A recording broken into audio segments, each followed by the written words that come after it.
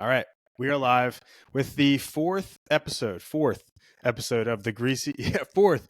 You are a very lucky guest. I'm a very lucky host. I have Joel Runyon on the show with me. Now, Joel is a man of many things that he does. So I'm going to try to name them all off. You're a CEO, you're an entrepreneur. I know you as a stand-up comedian. Now I know you as more.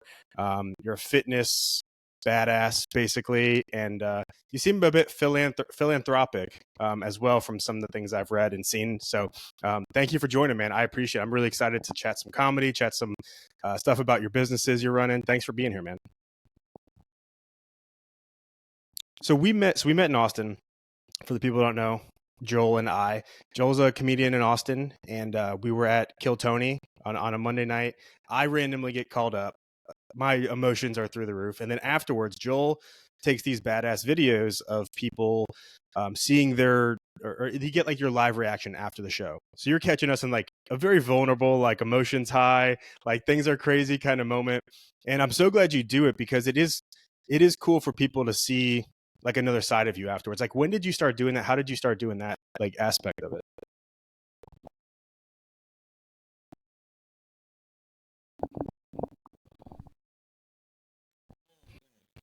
Actually didn't get Kill Tony for a little bit. So Kill Tony probably moved to Austin right after the pandemic or something like that. And Yeah, like late I've been doing 2020, I think comedy. they came. Yeah. Yeah, I've been doing comedy basically since 2019. And so Okay. I was kind of hanging out with a bunch of older Austin comedy crew, and I didn't really get the Kill Tony thing. And so it wasn't until a couple of my friends went on Kill Tony that I started like going. And then like at Vulcan, when it was at Vulcan, you'd be able to sit in the back and you watch the show. So it was kind of a fun way to hang out and pass the time. When they moved to the mothership, it just became like kind of a time suck. Like you basically sit in the alley at first for like 3 hours, and then now it's a bar.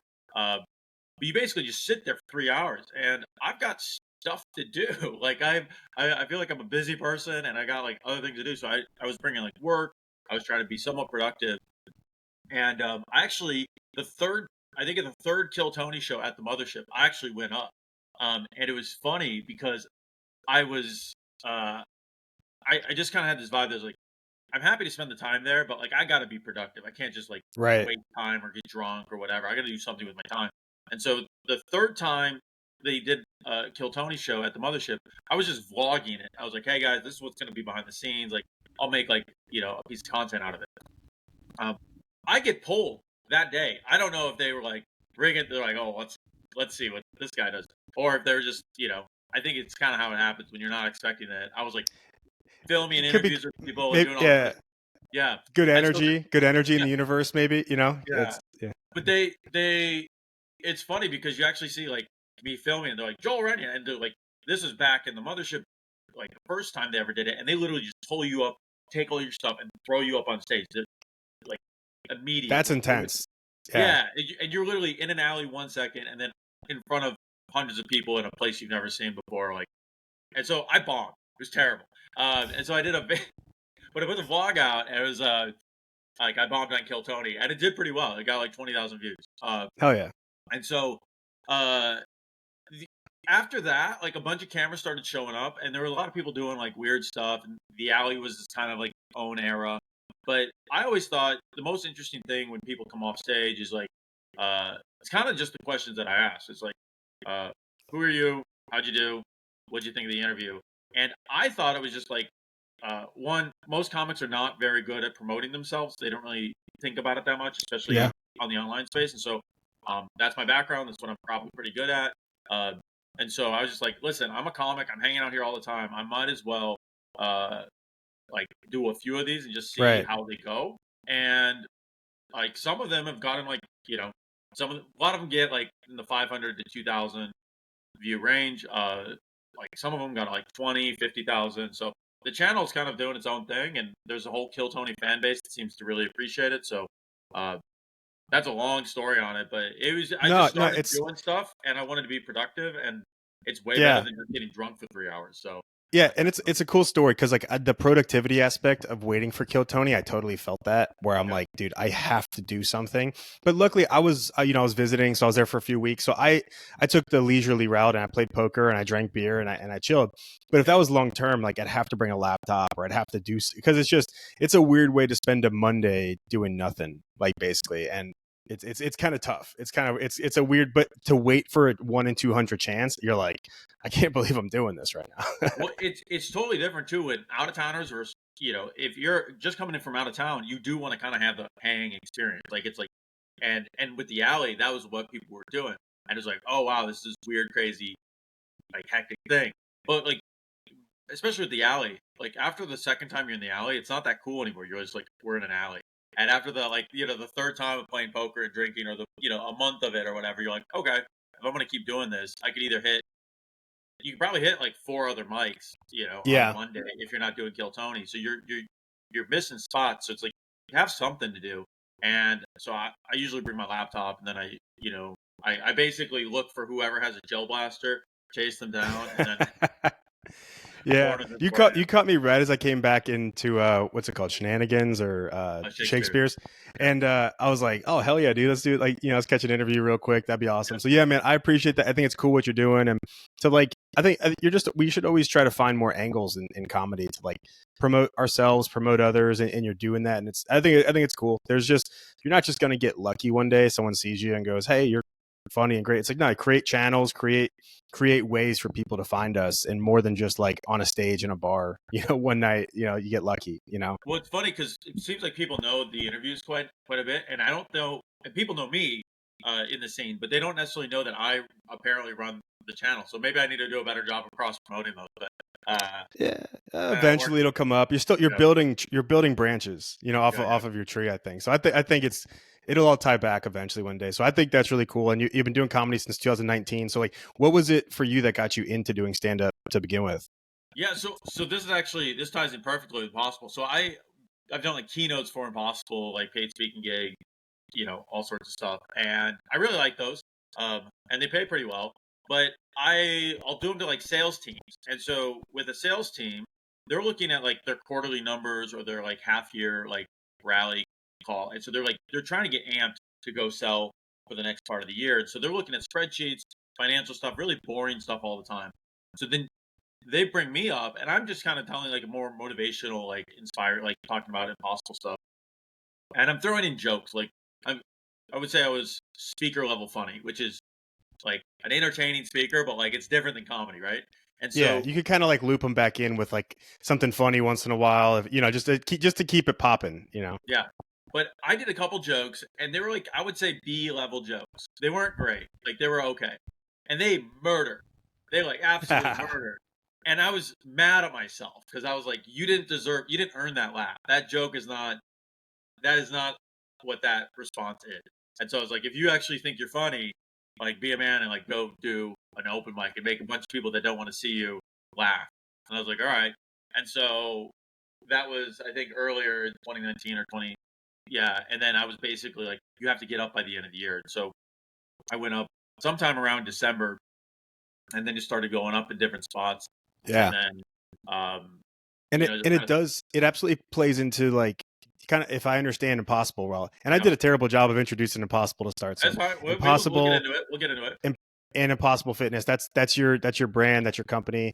A lot of it was based off of like fitness stuff, but it also sounds like the concept of Impossible is like it was push your limits, do impossible things, and that could be anything. It Yeah. doesn't matter what it is, and that's a great like motto of life to live by. And that's like what comedy is a lot of times for people. It seems like an impossible task. We both know it's pretty conceptually easy to go up there and do it. Execution can be tough, right? To make it funny, make it good, all that stuff. But getting up there and doing it is like the hardest part for people, but really it becomes the easiest thing you'll ever do once you start doing it. I think a huge part of it, because I have a ton of friends that were like, oh, I'd love to do comedy, but I can never do comedy. I'm like, listen, go to an open mic. The amount of people that like open mics are like rife with mental illness, like and like delusions of grandeur and like all these things.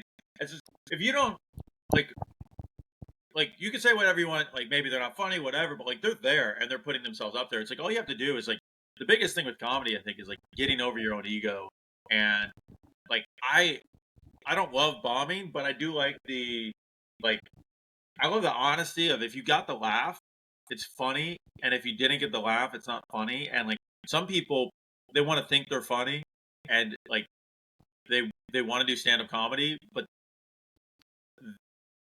they haven't lowered their ego enough to be like okay with like what happens when you go up and you bomb because you're gonna bomb and like everybody's Hmm. bomb, and a lot of people just don't want to like have to even face that, so they're just like oh maybe I'll go to Mike, maybe I'll watch it, maybe I'll watch other people do it, but like you know you got to like Yeah, embrace the it's bomb. yeah, and honestly, it's kind of like an on. That's the one thing I'd say is kind of like on the job experience is good for bombing because it differs too. Like my very first time wasn't great, wasn't bad. If I had that same set now, I'd probably feel worse about it. But you don't know it to feel in the Yeah. beginning. It's just kind of nerves. But then when you actually start getting some laughs, and then you go bomb, that one hurts the worst because you're like, I know what it feels like to do good, and now I did bad, and now that one sucks. But you just get back up and you do it again. That's just the name of this silly game we play. So I'm really excited to talk to you about some of the cool stuff that you do, and actually to touch something else too. The same thing with open mics. That was kind of how I started. I went talked to with a buddy one night. We're both like drunk, 2 a.m. What's your dream thing you want to do? Right? We both admit we want to do stand-up comedy, and then a week later hits me up, he's like, going to do this open mic, if you want to do it or just come watch. So I went and watched, and most people probably have this thought once in a while at open mic, we're like, oh, I'm funnier than that guy. Yeah. And it was a confidence boost of like, I don't think that way now, but it's like it was a way to get me to do it, of being like, well, everyone's just figuring it out here. It's not like the coolest person in the room type of place. It's kind of like we're all working at the same bullshit. So next week I go and do it, and I've been hooked for 3 years now or whatever, or almost 3 years. So you So just got to do it, and if it takes going to watch an open mic to do it, that's probably the best advice. I mean, that's where I think that's where you get a lot of yeah, confidence from for the first time. I'm totally gonna call you out because literally every single thing that every single comic thinks when anyone else is on stage is I'm funnier than that guy. Like everybody thinks that all the time, and so it's like I don't I think don't that anymore. Because I just I love the art. I love the know. watch. I love seeing, I love hearing it. I like hearing where how did somebody's brain get to that point, right? I just appreciate it. But that first time, it was like I needed to think that way about somebody else Yeah, so yeah, that I could be confident to do it. But now, I don't. I just love us all. I try to think. I'm like, dude, I hope some of these people I'm meeting and doing this with 3 years in, I get to see one day. I'm like, oh, I remember, doing stuff with them, and yeah. I'm just not famous at that point or whatever, but still it's a fun journey, dude. I love watching it. But let me get some funny questions out of the way for you, because that's But we're all right. First one. The greasy alpha thing was this weird concept I thought of years ago of like, I'm never going to be an alpha male, right? Because I have plenty of like degenerate habits, myself. So greasy alpha, and comedians line up with that well. And you're a super alpha male because you've done 7 ultra marathons on 7 continents. You're pretty crazy, but you have to have some like greasy things about you. Like, what are some of your like degenerate or like and maybe embarrassing behaviors that you don't like necessarily show to the world? I'm out to open mics till like 2:30 in the morning every night. That's pretty. Uh, That's something. like I That's like yeah. yeah. Austin's getting to the point where everybody's like kicking, drinking, and then they're like moving into mushrooms, and I have a couple bits on it, but like I keep telling people, I'm like, I think drinking is gonna make a comeback as like the new not drinking. Like it was a big shift away from drinking, and I'm like, I kind of like alcohol. Like I'm pretty like locked in most of the time. I'm like I do a lot of work. I work really hard. But a lot of the guys at my gym, Atomic Athlete, shout out in Austin, um, they probably like are some of the highest output like athletes. Like they can run faster than you, they can lift fast, lift more than you, like they're stronger than you, but they also drink more than you. And I kind of like Damn. I like the pliability on that spectrum. Um, there's a especially in the tech space right now, there's a whole bunch of stuff on like optimization, and I love optimization. I like trying to be like to the hilt, but These all sound like alpha attributes. no, like it sounds great, but like also then it ends up like they're going to bed at like 9 p.m. every single night, and they're like they're most concerned about like their sleep score for the night, which is good. We have a sleep product. It should be it helps with your sleep score, but like uh I really like building in the uh I don't know, elasticity. Like you should be a high enough performer that like like you can go out and drink and like you're not really that hungover the next day. Like I feel like Okay. I Okay. don't So like yeah, let's go drink. Let's go hang out. I'm like happy to having go. the formula to be able to like be a great drinker and recover well is like that's kind of a greasy move. Like Yeah, one thing yeah, I've hacked it with is like if I cold plunge in the morning after drinking, day's yeah, good. Like yeah. it's a fix, and it's not how You it's drink, supposed to be used, but it works. or if you do electrolytes, like just drink enough electrolytes and you're gonna be fine. Like if you're, Yeah. it's like people who and these are my people, so I don't want to make fun. But when people go on elimination diets and they take all these things out of their diet and they like, oh, if I have gluten, I'm destroyed. It's like that's you should be able to be a strong enough, resilient human to like handle gluten. Like, not unless you're like celiac, but like when people are like, oh, I had an egg white the other day and it ruined my day, and you're just like, I like to be able to be a little more resilient than that. So I would say greasy traits, hanging out with comics until 2 a.m. Uh, uh, if I'm gonna pick a vice, it's probably drinking. Um, and then like dirtbag traveling. Like Oh, okay. I will do things where I'll stay in like a 5-star hotel one night, and then I literally have, like slept outside in front of the Eiffel Tower because I didn't want to get a hostel because I was You poor. like Uh, you like go to the 5-star hotel and then you sleep outside the 5-star hotel. yeah, yeah. Like, sir, Because weren't you? Do you have a room up here still, or what happened? Yeah, they're cleaning it. They're cleaning it right now. I can't go up. like you sleep at the pool, at that like Yeah. the outdoor pool, just But I try to I try. I really like the stories of like coming back to everything. It's like I love the stories, and the stories usually involve really high highs and really low lows, and so I tend Yeah. to uh, I tend to do those a lot. What So what about fast food? Do you have a fast food order that you're big on? I don't really eat fast food. Like Pete Yeah. Terry's in Austin is a Okay. local. Like I think they're pretty good. And again, some fast food you'd eat, and I don't feel great. Pete Terry's, I feel fine. I think I don't want to So say it's a what health food, but so what about like a I consider it a health food. what about like a cheat? I wouldn't say cheat meal, but like celebratory meal. Like you do one of these big runs, or you do it like a physical challenge. Like, do you ever just go like smash like a bag of burgers or something from Pete Terry's, or like Uh, what's your move after that? So after each of the races I did, it was like a massive pizza, and I would just Hell sit yeah. and just eat the entire thing in one go. Um, I have like huge amounts of caffeine. Um, like uh, probably drink like 400 to 600 milligrams of caffeine in a day. Uh, Whew. uh, and that just doesn't Yeah. to like make me feel something. Like that just makes me like okay, Do you cold like plunge? Do you cold plunge? I love cold plunges, but that's not greasy, right? Like, that's like becoming an optimizer thing, right? Yeah, as I was just curious because you Yeah. talked about caffeine and energy and stuff. I was just Yeah. trying to see if that was part of Well, so your optimization. I did a TEDx talk on cold showers like a decade ago. A decade ago, Okay. that's not a long time ago. But it's got like 1.5 million views on it. And this was before like Wim Hof and the cold plunge stuff kind of blew up. And so um, I love like that would actually be my favorite if I could just have a uh, uh, like a there's a thing called winter swimming in the Arctic where they basically just cut a hole in the ice in a pond and you just dump. That's my dream life. I just want to be able to just jump in an ice pond Okay. every single day. Like that's Oh yeah. great. Well, hey, if you believe it, it can happen. All right, last fun question, and then we're gonna talk cool stuff. So if you have $1 million to blow, and I hope the comedian you answers this, not the optimal human. Yeah, yeah. How would you blow $1 million? It's like tax free. You got to spend it. What are you doing with it? Like on anything. Anything. Uh, so the kind of wants like I kind of want to. You know what? If it's comedian me, I would probably uh, try to put together my own special of sorts. Okay. I don't think that would cost $1 million, but like No, the I marketing wouldn't. and everything, uh, uh, and then like the tour afterwards, that Okay. could be fun. Um, my real optimal, like what I really want to get set up is I'd like to get a piece of land and then literally have like my own like I feel like everybody in Austin says this, but it's like have your own like sauna, cold plunge, like Oh, of course. like Yeah. that type of setup, because that's my favorite stuff to do from a person standpoint. Yeah. But I don't have like crazy high spending hobbies. I would probably like try to start a business with $1 million or put it in back into like the I know business.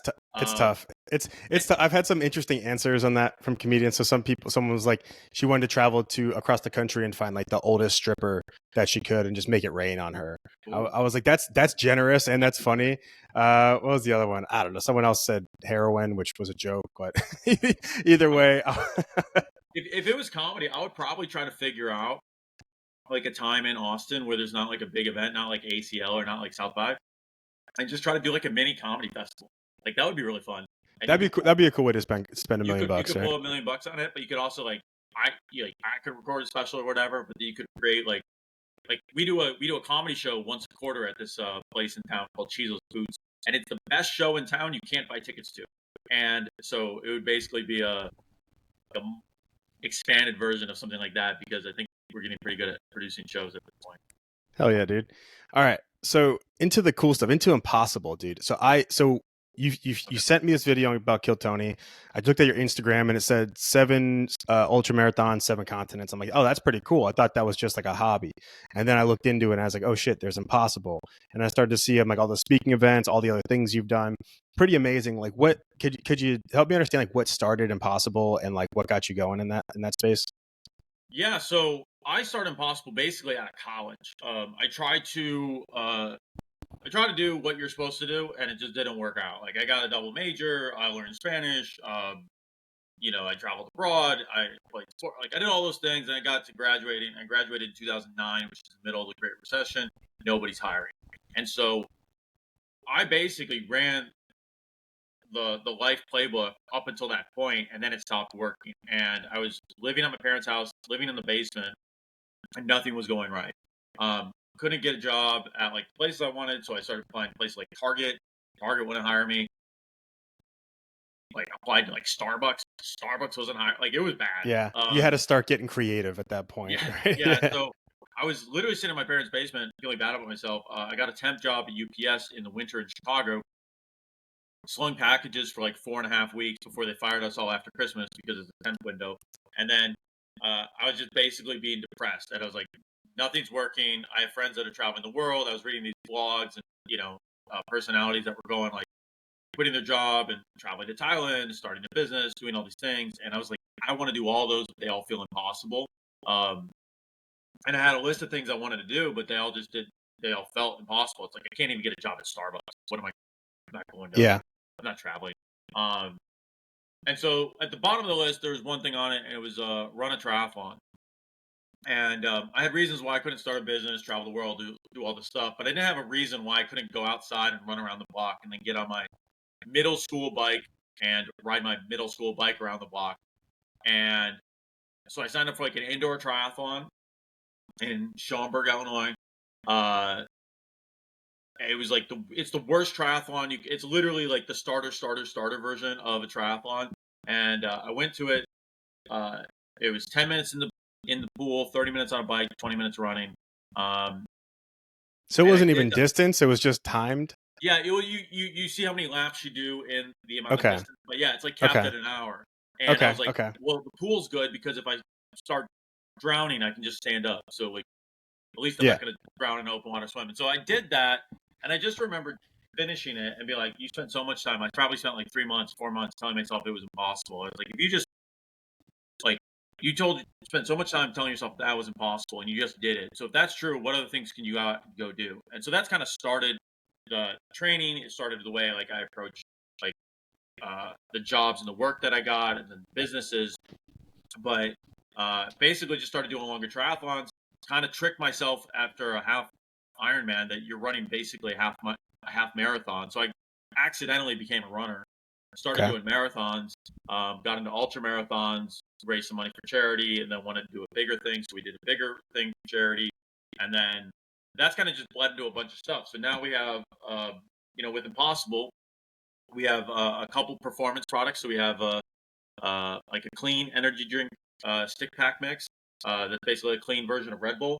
And then we have a sleep performance drink mix. So our goal is to help facilitate peak performances for people, so you can push your limits to do something impossible. And so that's what I'm trying to do with all the different things. I want to, do more things. Yeah. I never So really thought I could do comedy, so why not? Like that's usually the indicator that I should go do that.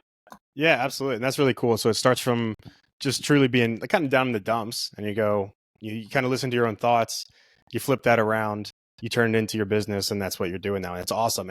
And I'll post some of these videos and stuff that you have, but like, dude, the stuff you guys shot in these countries that you went to I was like, that's incredible. When I saw that you did a ultra marathon in Antarctica, I was like, I wasn't even totally sure people could just go there like that, and then also to go exercise there, and then to do it at that extreme level. Because what's the distance of the ultra you ran in Antarctica? How far is that? That was 100K, so it was like 62 miles. That's unbelievable, dude. How long did that take you to do? I have the Garmin somewhere. I think it was like 17 hours. It was slow. Like I stopped in the middle of it. I mean that's a whole different story. Like we were supposed to go the next day. Like we landed in Antarctica. We were supposed to go the next day, and we landed. And the weather conditions in Antarctica are so variable. They're like, we got to take good weather when we can have it. And there's no in the winter in Antarctica. It's summer there, and there's no sundown. So we land at like 6 p.m. or something like that, and they're like, you have to be ready to go in 4 hours. Oh, so they started it early because the weather was good? We started it early, but that was 10 p.m. at night. Yeah. So you basically start running at 10 p.m. and then some guys came out and they warmed up the lap with us that weren't running the race, and then they left, and then I'm just running, and it feels like daytime, but it's 2 a.m.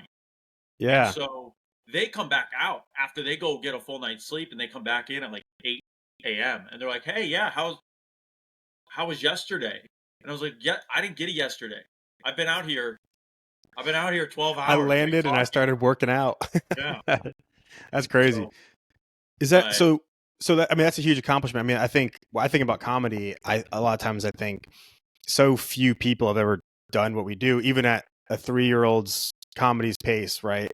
Yep. Some people never do it once in their life, and I always think that's a cool thing to know. But it's like, for you to say, not only did you go to Antarctica, but you did 7 of these ultras, like you're part of like the smallest percentage of humans like on Earth, I think, that have accomplished this goal, right? I mean, I'm not crazy for saying there's that. Like, right? I think there's 7 people that are on ultra marathon. There might be more, but like I think 7 like are verified and like legitimate ultra marathons. A lot of people.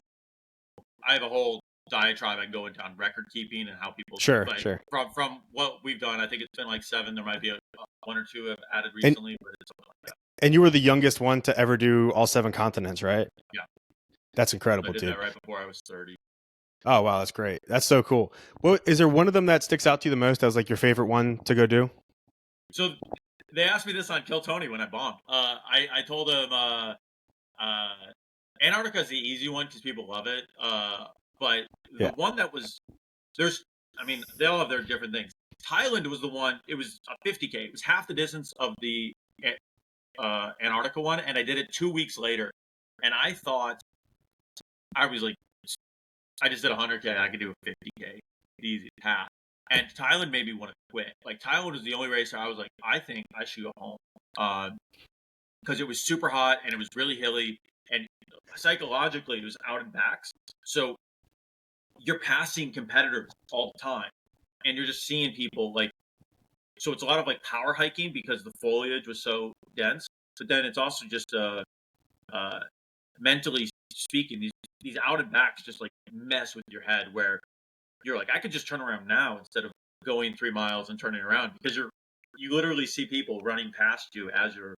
I got you. Another 2 miles to go. So, and then I did one in the Arctic, and that was basically an expedition fiasco. Like I got lost several times. I ran out of water. I had to like melt snow to drink it. It was more of a survival expedition than it was a race. Did you know you'd be melting snow? Like, did you have the stuff to do it, or did you just like put it in your hand and like try to like melt it and drink it, or like? No, I was totally like, so right before the race, I had a Camelback on, and like 10 minutes before we go out to the start line, the Camelback explodes. It just completely blew up on Yeah. me. And I I feel like used it would like freeze on your back. Like if it was like, no, is that what no, happened? this is literally 10 minutes before the race, and it Oh wasn't even shit. that. So I basically just have like a water bottle, like 2 water bottles, maybe 1 water bottle. And so I'm like, all right, I got this. Maybe I'll just figure the snow thing out. 10K in, I'm out of water. And then uh, this one doesn't have like traditional timing belts. They basically have nice Finnish people with a clipboard and a check-in. So you have to manually write your name in at like different check-ins to show that you've been to the different spots. And at each of those, they have a fire. And so I think like halfway through the race, like 30K in, they had a pan, and I was like, I'm out of water. So I literally stopped at the the rest spot, and they don't have water on the course. So I got a pan, and then I just like went and filled it up with snow, melted the snow in the pan, poured it in my water bottle, kept running. A mile later, that entire water bottle is completely frozen. So Oh my god, dude. like I busted up my foot on that race. I finished by seeing like the Northern Lights. Like you finished like super late at night, and so you got to see that. So that was cool. But it was just like this whole like again the story aspect of it was just like up and down and up and down and up and down. It's like It was like it I sounds have like it to was get like maybe like the toughest one yeah. potentially, but also like that makes for a cool memory because there was so much adversity. You kept having to like figure out one, don't quit, right? Like in like you were saying, and then also with the water, whatnot too. It's just like that's crazy. It's absolutely. I don't like to say I can't do stuff. I just know I do have some limitations in life. So I admire the whatever it is inside of you that like pushes you to like get through that shit because that's incredible. With that one, so the difference between that one and the Thailand one, that one you're out in the middle of nowhere, so you have to get home. Like it's kind of funny. Oh, We're like you don't have a choice. Like you can kind of maybe quit right now, and then you're you have to wait for someone to come get you, and that could be longer than it takes you to get back. Um, and the thing about the Thailand one is like you're never that far from home, and so like you just did these loops, and always like we're really close to the start line. So psychologically, you're like I should just the cars yeah. going that way, How like so? just So how many years was it from the first one to the seventh one that you did? so it was. I think it was like 2.5 years, but basically I did one of them, got hurt, Oh, and then got sued, and then had a big break. And I basically had to come to like, I had to talk to myself and be like, Joel, you're either gonna do this thing that you said you did, because I did a big announcement, I did videos, I was like, hey guys, I'm gonna do this. I get through like one race, raise like only like 20 grand. We were trying to raise like 175 or 200. Um, and then I just did this big pause for like a year and a half. And I was like, either you have to keep going and finish this thing, or you're gonna just say I can't do it. And so I did this after the lawsuit finished up. I did one race in Chicago in October, and then I did a race in Australia at the end of the year, and then I finished all the other races by April. So the first, okay. you know, beginning to end, it was probably like 2 years, but really the 6 of the races were done in 6 months, and 5 of those races were done in like 2.5. So Okay. it was basically January every 3 weeks. I had a race into April. And the more I've looked into you, I'm realizing I'm like, oh, I've definitely heard your episode on Kill Tony because I remember the name and I kind of remember who the lawsuit was incited by. And I don't know, is that Yeah. still something you're dealing with, or is that over Well, with? it's a different lawsuit. Different lawsuit. Oh, okay, okay. Yeah, yeah. So yeah, so that was the second episode I was on Kill Tony. That thing is still going on. I don't know how much I could talk about that. Yeah, yeah, I figured as much. Just curious Yeah. since you brought it up, but yeah. Okay, all right. So, yeah. Okay, interesting. So couple years, but realistically, kind of like 6 months is what that was. Now, the other thing that was really cool about it, I saw that you built, was it 7 schools? I think along the way. Talk to me about like, was that part of the plan, or that like pop up while you started doing this, or how does that work? Yeah. So when I ran my first marathon, I'd been talking about Impossible for a while, and I think I like if you Google Impossible, you still come up quite a bit. So a nonprofit reached out after I did my first marathon, and they basically went through my Impossible list, and they're like, "Hey, there's a couple things on here we think you should add." And one of them was an ultra marathon. I had not done anything close to an ultra at that point. I just done marathons. And they're like, we're rolling out this campaign called the Impossible Ones. and we're going to try to build like 100 schools, and they're like at 80 or something like that. So we're trying to do a big push to get to 100. And we want you to be one of them, and we want you to run an ultra marathon and raise money for a school. And I was like, that seems like 25 grand is like a lot. I never done any fundraising before. And so there was another option that was like a classroom. And that was like 10K. I was like, I think we could probably do 10K. But the problem with, I kind of dug myself a hole. The problem with doing something called impossible and saying push your limits is like, you can never like call it off early. Like you always have to do the thing. So when, it holds you accountable to the point where you're like, I can't quit now. I'm too deep. And also when it's like kids, you're like, oh, it's like little kids that don't have like opportunity. You're like, I'm just not going to do it because I'm tired. Like that seems like a pretty bad reason. And so they challenged me to run one ultra marathon. So I did that. We ended up raising more than 25K. We ended like 26K. And then I got to go to Guatemala and see it. And I was like, wow, that was really impactful. So that was like 2013, maybe 2012, somewhere in there. And so I came back from Guatemala and I was like, oh, wow, that was awesome. I should do more stuff like this, continue like, And so I started looking at all these races and I was like, maybe I'll just do like one bigger race and we'll raise a lot more money. And then I started finding all these cool ultra marathons all over the world. And I was like, maybe I'll just do like 7 of them. And then we could, might as well do all continents while we're doing it. And then can we do 7 schools? That seems aggressive, but let's try it. And did that. And then, I don't know really how we pulled it off, but somehow, like I think once you set your mind to something and you say like, this is what I'm doing, a lot you find of a way to do it. You just find a way to do it, right? Yeah. A lot of people say like the universe conspires to help you, and I don't know if that's always true because sometimes it feels like the universe is fighting me. But like I feel like you just start, you figure out how to like manage and make things work. Like you just backing out is no longer an option. So like you just have to figure it out, and then you do. Yeah, no, that's really cool because it's like so much goes into not just the fact that you did it for yourself, you did it for other people, you raise money, and raising money, I haven't really done that too much. I guess when I was younger a little bit, but that's never an easy thing to do either, to ask people for money for stuff. But then again, like, when it's for kids, it becomes a little easier of a sell too, right? So you built these schools and I'm sure it's changing a lot of lives, along the way. So that's pretty awesome, man.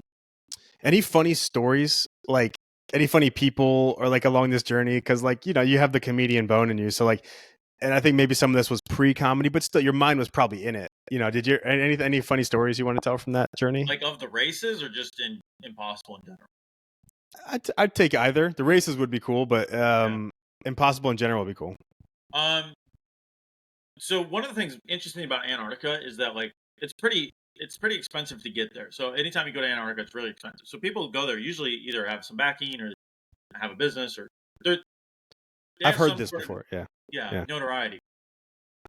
But when you're in Antarctica, there's no cell service. So nobody has their cell phones out. Nobody's on their phones. And so you're like, when you're not racing, you're kind of just hanging out, talking. And like, it's kind of like being at camp. There's a lot of board games out. Like, and I think that maybe a radio or something like that. But they don't have like a lot of stuff going on. They don't, maybe it's just a walkie-talkie, not an actual radio. So we were playing Settlers of Catan. And this one guy had never played Catan before. But you could see, I don't know if you're familiar with Catan, but it's like a resource-intensive game of risk. I've heard of it. I've asked friends to help me play it, and no one's willing to help me play it. So eventually I'll play it. But yeah. So, I mean, it's kind of a nerdy game, but it's kind of a fun game. And it's basically resource allocation on a map. And this guy, you're explaining stuff to some people, and usually takes like 2 or 3 times of playing a game for someone to figure it out. This guy's picking up pretty quick. But he's talking about it in weird terms. He's like, so I have some exposure to wheat. I have exposure over here. He's talking about it in a way that like is not a board game terminology. And so he's pretty good at the game. I think I beat him a couple times or, whatever. We finished the game. We get off Antarctica. We get back onto the mainland. And like everybody grabs their phones out and they're talking. And then you start realizing like these people that you just know by their first names, they're like real people and they have like jobs and they're like, this guy's like one of the biggest real estate developers in New York. And so it's just funny, like seeing like, I got a thumbs up on mine. I see the thumbs up too. I don't know why that's happening. That's cool though. But the computer likes you a little bit. Yeah. It's funny seeing these people that like, in races, everybody's kind of the same. It's just like, hey, I know who you are. It's kind of like comedy. It's like even if you have a bigger online presence in different spots, when you're up on stage, you're either funny or you're not funny. With races, you're either going or you're not going. You're finishing the races or not. And it was just funny seeing like this guy do like talking about Settlers of Catan, like he's developing the island of Manhattan, and like it was a really funny like parallel there. Okay, so he played it from like a yeah, more he's like like gonna modern approach. he's Yeah. not gonna build like roads and stuff. He's like building skyscrapers on his wheat fields, and you're just like, this is you. If you play this more than a couple times, you're gonna win because you've already won the real life version of it. Yeah. Like Yeah. you're better than we know. Yeah. That's right. But So I get some weird stuff on Impossible. I've had some like people be like, like crazy people reach out to me, and one of the things that's funny about like building online before you go on to stand-up comedy is I've heard the worst things about me ever in online comments. So like, heckling doesn't faze me. I like heckling. Like, so people give you shit for running kind of marathons? Like, like people say stuff all the time like, oh, you think you're so badass for taking cold showers, and I'm like, no, I don't. I'm a psycho if I don't do Dude, it. So that's just the comments. That's just like the comments. yeah. There's like, I feel like there's groups of people that like are mean commenters that like meet up or have like their own little, like, how can we really dig in, this week? They're having their own little like sales meetings of like, how do we intensify our rude comments, to people out there? That's just because like, I don't know, I watch some of the videos. I'm like, dude, these are cool, man. Like, it's just like informative. It's helpful. It's something good you did. You raised money. And like, Yeah. I don't know, people are just always going to hate people for bettering themselves too. So anytime you do that, you're just you're in for trouble, if you share that with the world. So fuck those people though. That's what I got to say. It's also I've noticed when someone gives you feedback on a joke, or if they like, and you don't like the joke, the feedback hits a little bit like harder because you didn't like. But if I like a joke and someone doesn't like the joke, I don't care. Like I like the joke. Like if I like the video, or if I like the story that I'm doing with my life, or the activity that I'm doing, it doesn't really matter the comments. I'm pretty well inoculated. It's if I'm doing something that's like something that like hacky or something that I don't want to do, and then I get like a mean feedback, it'll hurt a little bit more. But it probably should because I kind of already knew that. Like you're doing a hacky. Yeah, and when sometimes it's no matter how much you hear it, because like, do you have a joke? I like to ask this question. Do you have a joke that you've started, you thought about it, and you just can't land it, but you love it, and no one can tell you to stop working on it? Like, is there one that's like close to your heart that you can't stop telling?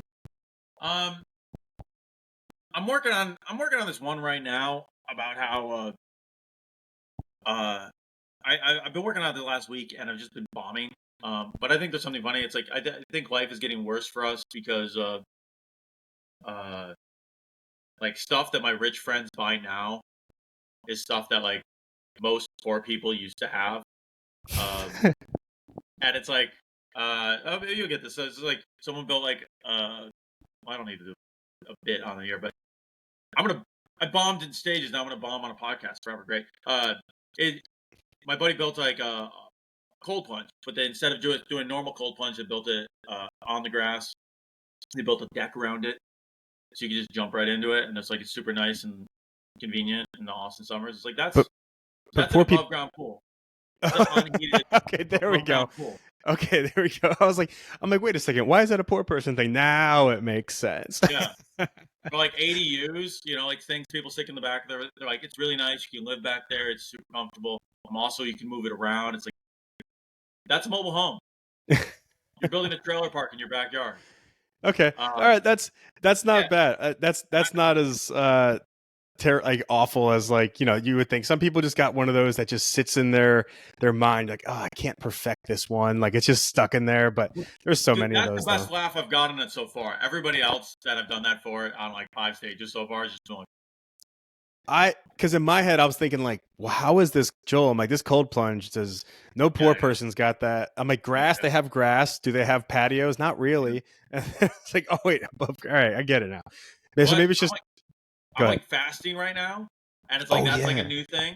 That's like what like a bunch of my like tech pro friends are doing, and it's like when you're poor, it's just called not eating. Like it's not a health protocol. It's just you're poor. Like yeah, All right, that's hilarious. That's good. All right, so tell me about that. So I saw you post this. I saw the Dana White post of the 80-hour fast. And then see you start doing this, right? So you're got to be close because the other day I checked and you were like you were really close. Dude, I am literally I think I'm like 8 minutes away from hitting my. So this is the last thing I'm doing fasted, and then I'm gonna go find some food.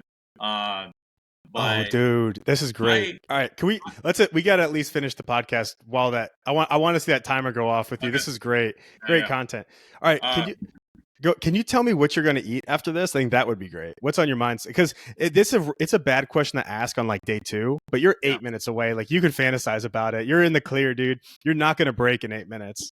So I think normally it would just be like pizza's just an easy always Yeah. go Oh to yeah. thing, but it's it's the afternoon and I'm gonna have a workout still, so I'm probably gonna do something really boring. Probably have like eggs and like a protein shake, and then like hit a workout later, and then probably have a bunch of pizza tonight. So Okay. that would be my thing. But uh, honestly, after 86 hours, everything sounds amazing. I had bone broth. I had bone broth because that's in his like protocol. I had one of them earlier yesterday. I got home from a mic like 2 a.m. and I was like, I need to go to bed. I'm starving. I need to have something, but I don't even want to wait. The 5 minutes to heat up the bone broth. So I literally just poured the bone broth into like a shaker cup and drank it like a psychopath, and like cold bone broth, and it was like kind of good because I haven't tasted anything, and I basically have had water and I've had some cold brew, and that's it. So I feel like my taste buds are much more alive than.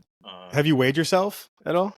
Yeah, I think I'm down like I don't know if it's a good thing. I'm like 197, and I was hanging out at like 203 or something like that. So like 6 pounds, which is not.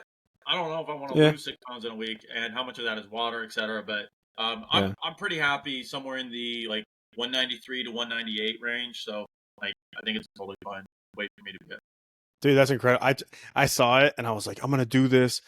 I got 27 hours, and then I got to my parents' house, and there's just snacks galore, and I was like, I'm done. I give up. It's like one of those things. I'm like, dude, if I was alone, maybe for that amount of time, but like distractions, like friends, I have a girlfriend, like no one understands around you. Like, hey, I'm trying not to eat. Like right Yeah. now, like, can we not talk about breakfast, lunch, or dinner, or snacks, or anything involving food, really, at any point of this day? When people go like into sobriety and they're like, "Oh, I'm not drinking right now." It's much weirder, like when you're just like, "I'm not consuming anything." Like I'm not fast. I'm not eating. Um, Nothing but enters this temple right now. got an I aura love it. going on. That's awesome, dude. So obviously you're all about optimization, right? Kind of. I'm sure I all the like. all I the. think. I think I like capability as a word more than optimization because I Okay, wrote a all post right. about this the other day. But like people want to be optimal, but you're never optimal all the time. Like optimization usually implies a specific goal, and so it's like if you want to be optimal, you should have like if I'm going to be optimal for an ultra marathon, the goal is to be optimal at the point of the ultra marathon, not to feel 100% every single step of the way. Because if you're training it correctly, you should be at points where you're completely gassed out, or you need to like you're feeling like over capable, or really like you're dead, and like tying that optimization to a point versus just having like a static line of like I'm 100% optimal today. It's like you should be able to operate through that. So uh, maybe I'll say Capable, that. Yeah, capability. capable. I think is like Yeah. a really good term. Okay. What else? So right now, I guess 2 questions. So one, what is next for you? What's the next challenge? Is there something that you're thinking about doing in the near future, in the future, in the deeper future? What do you got? Yeah, so the business is kind of one of the big challenges, just scaling that out. As we have a lawsuit, we have some other stuff. So like the business is, I would say, my primary focus. The next couple things that are interesting to me, I've got a couple racing challenges that I want to get back out and doing. So building up that endurance capacity again, and kind of getting back to a little bit more of the running and traveling type thing.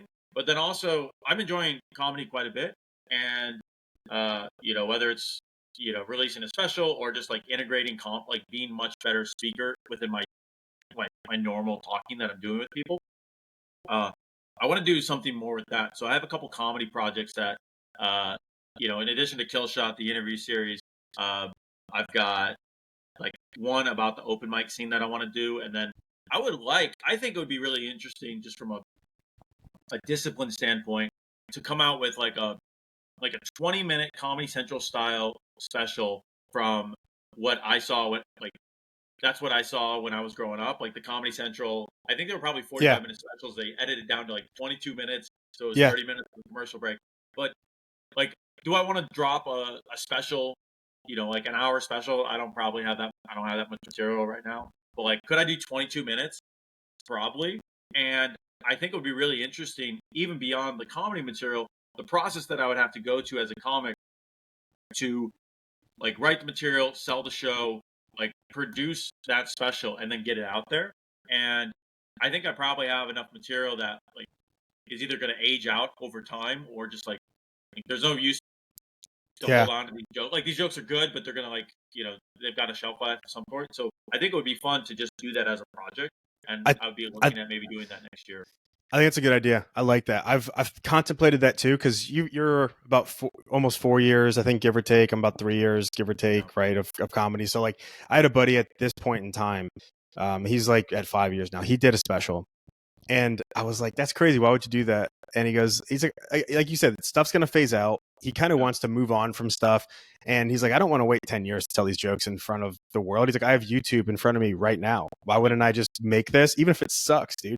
Put my work out there and then build another one. Like, you don't have to wait as long as you used to have to wait, like back in the day, to make comedy like appear to the world. So make it happen." I'm kind of on board with you.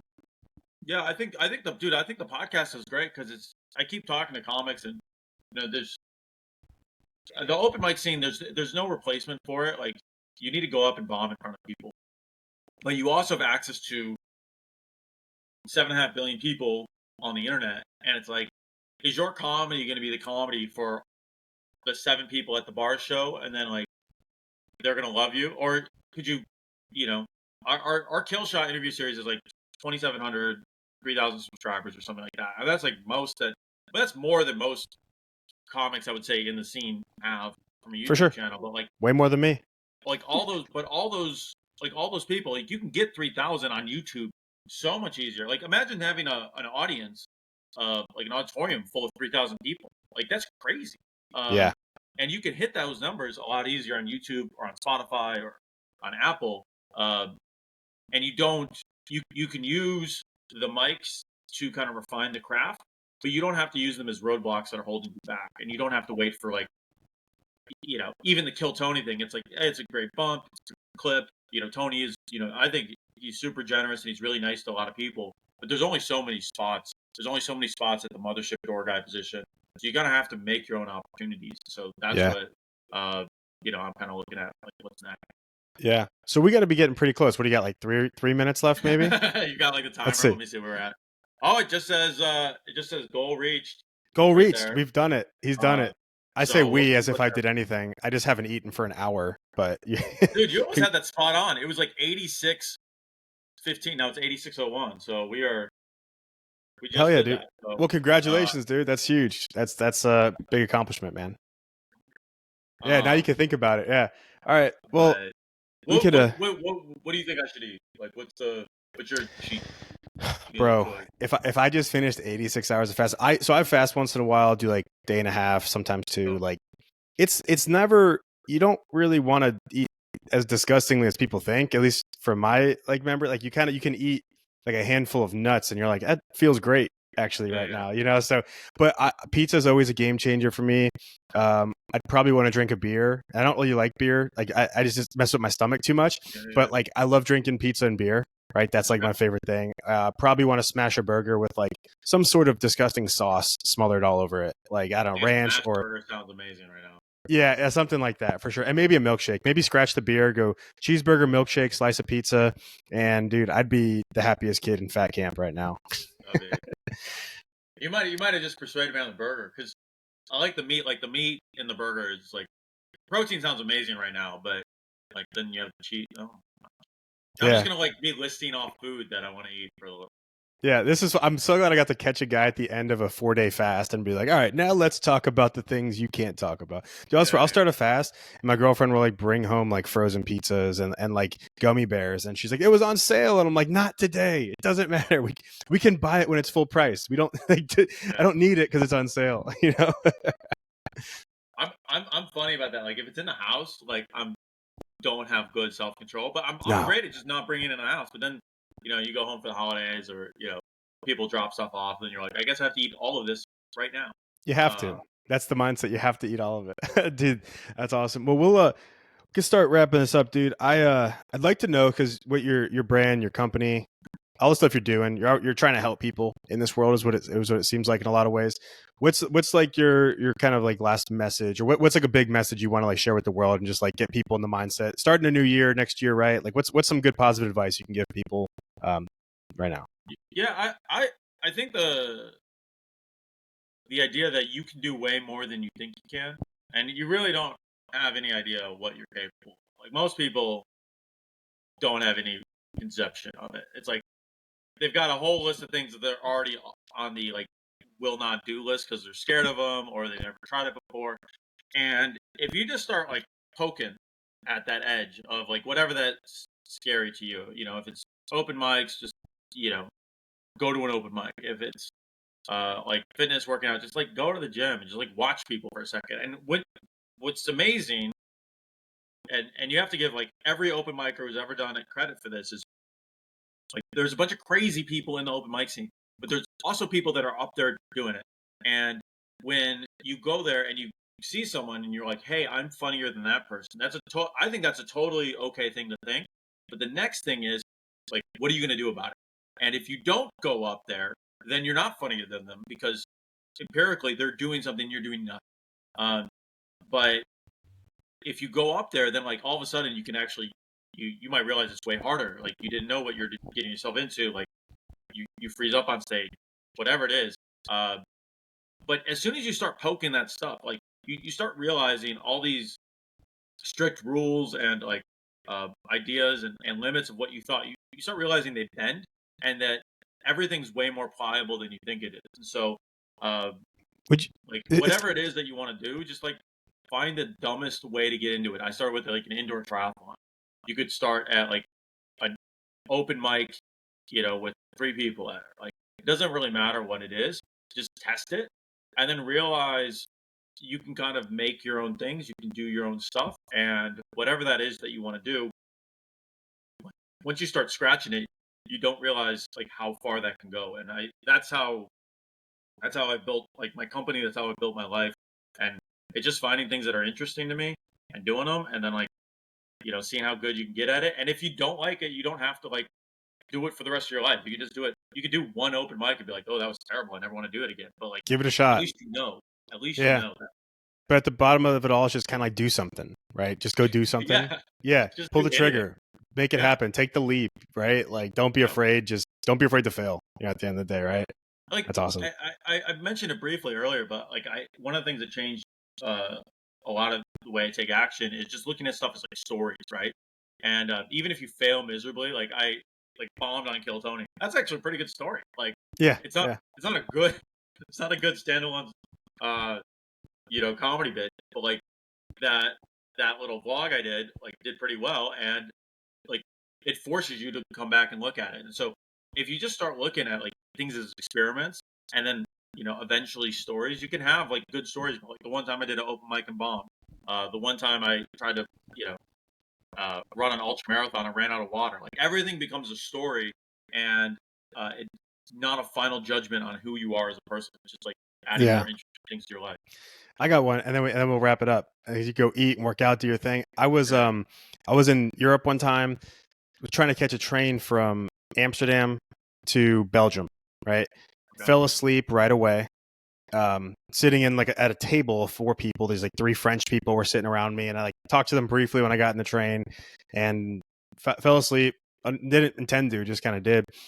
Then I wake up. It's been several hours, and I asked the people, I'm like, "Hey, did we pass Belgium already?" And they're like, "Yeah, we did." And I told them where I was going, Yeah. and then the lady tells me, she goes, "Oh, that's a shame." And I'm like, "That's a shame." That's a shame. That's your answer to that? And I was like, then she offered me a cracker. And I was like, no, thank you. Right? I was like, you just let me miss my stop. So I fell back asleep, woke up in Paris. They got off the train again, didn't wake me back up. And then, and then like some security person's like kicking me. They're like, hey, sir, you gotta get out of here, dude. So I just woke up in Paris. I'm like, well, I guess I'm doing Paris now. So I just changed the whole plan and everything, and it became good because I was just backpacking and staying in hostels and shit. But yeah, it was a shitty moment. Made a good story now, you know. So it's just sometimes fun stuff happens. And you could be all bent out of shape. You get like mad at people. Like I think traveling is one of the best ways to like just realize like how fun people are actually, because like nothing goes right ever. Like you can plan stuff well, but like usually there's stuff that comes up, and it's just like how well do you roll with the punches? Because you get pulled off a plane, and like nothing's gonna change. Like you're gonna have to deal with that moment. Like you're not getting back on the plane. Like I had a thing where I got like deboarded in Qatar of all places, and then got God, stuck in the airport overnight. Had to go get a different passport. Like this whole thing, but it's just like you're just gonna be mad about it, or you're just gonna like, fix the problem because there's nothing you can really do. Being mad's not gonna help. So you gotta figure it out. I like it. You're like I'm just doing Paris now. That's what we're doing. That's what it was. Yeah, I had one reservation in Belgium, and I was like free cancellation. I'm like, boop, that's done. I'm like sitting in a coffee shop, and like I told this dude in like broken French, I was just like, I'm not supposed to like be here. I'm trying to figure it out. Can I just sit at your coffee? Can I just have one cup of coffee and like, work on my laptop? And he's just laughing at me. I saw this guy laugh at me from the corner. Every time I saw him, he would stop laughing because French people don't like to smile. But like, it was great. It worked out. It was fun. I still need to go see Belgium, but it was cool. So yeah. Have you tried to work that into a bit or anything like that? No, but what reminded me of that was every time I tell that story, I get a good laugh out of it. Yeah. And I did try to tell it once or twice open mics, got nothing. And I'm like, it's a funny in-person story. Everyone loves it.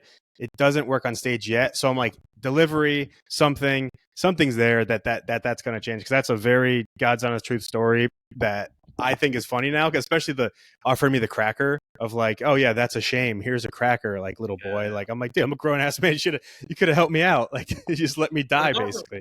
It's also she's really nice and also not very nice at the same time. Like the cracker is very nice, but like I would have rathered you just wake me up. Yeah, I would have given you a cracker had you done that. That'd been great. Yeah. So anyway, dude, this has been a ton of fun. I think I'm gonna try to put something impossible on my. I do a lot every year, but like maybe something that isn't in my normal Rolodex of things, like maybe a physical challenge. Maybe I'll do I've done a sprint triathlon. Maybe I'll step it up. Maybe I'll do the next level up one next year and try to do something impossible.